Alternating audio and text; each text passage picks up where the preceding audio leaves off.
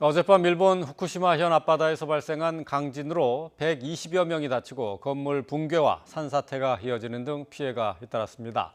지진이 발생한 지역에 내일 강한 비가 예보돼 있어서 추가 피해도 우려되는 상황인데요.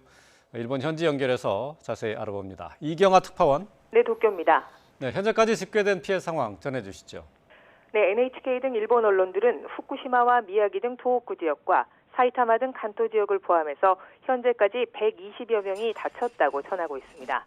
일본 정부가 오늘 오전 기자회견에서 공식 발표한 중상 3명, 경상 70명을 크게 웃도는 수치입니다.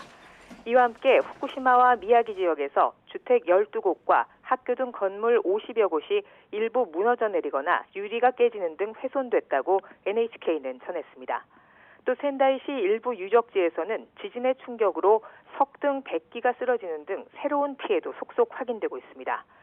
철도와 도로에도 이번 지진의 영향이 컸습니다.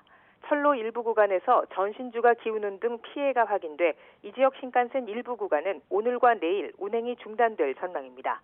일본 정부는 이 지역을 오가는 항공편을 늘려 운행에 대비하고 있습니다.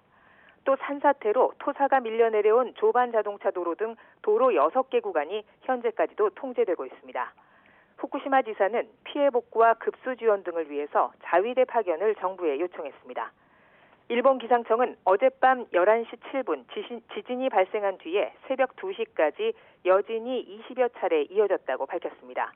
또 앞으로 일주일 안에 강한 여진이 다시 발생할 수 있다며 경계를 촉구했습니다. 내일 후쿠시마와 미야기현 해안 지역을 중심으로 강한 비가 예보돼 있는데요. 일본 정부는 지진으로 크게 흔들린 지역에서는 토사 붕괴 등 추가 피해가 발생할 수 있다며 각별한 주의를 당부했습니다. 네, 다음 달 11일이면 동일본 대지진 10주기가 되는데요. 이번 지진으로 현지 주민들의 불안감도 높아지지 않을까 생각이 듭니다. 어떻습니까? 네, 그렇습니다. 후쿠시마와 미야기 지역은 지난 2011년 동일본 대지진 당시에도 가장 피해가 컸던 지역인데요. 심야에 갑자기 닥친 강진으로 주민들은 10년 전의 악몽을 떠올리며 크게 놀라는 모습이었습니다. SNS 등에는 이 지역 주민들이 자신 주변의 피해 상황을 사진을 통해 속속 알리고 있습니다. 일본 정부는 현재 지진 발생 지역에 피난소가 170여 곳 마련됐다고 밝혔습니다. 코로나19 방역 대책에 따라서 안전한 간격을 유지한 채 접촉을 차단하기 위한 가림막 등이 설치돼 있는데요. 어젯밤 일부 대피했던 주민들은 오늘 아침 상당수가 집으로 돌아간 것으로 확인됐습니다. 이번 지진은 지난 1995년 한신 아와지 대지진과 2016년 쿠마모토 지진과 거의 비슷한 규모였습니다.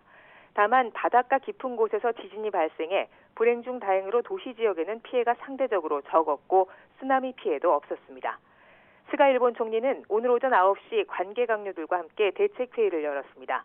경찰과 소방당국, 자위대 등이 연계해서 피해 상황을 신속히 파악하고 각 지자체와 함께 복구에 최선을 다하겠다고 스가 총리는 밝혔습니다.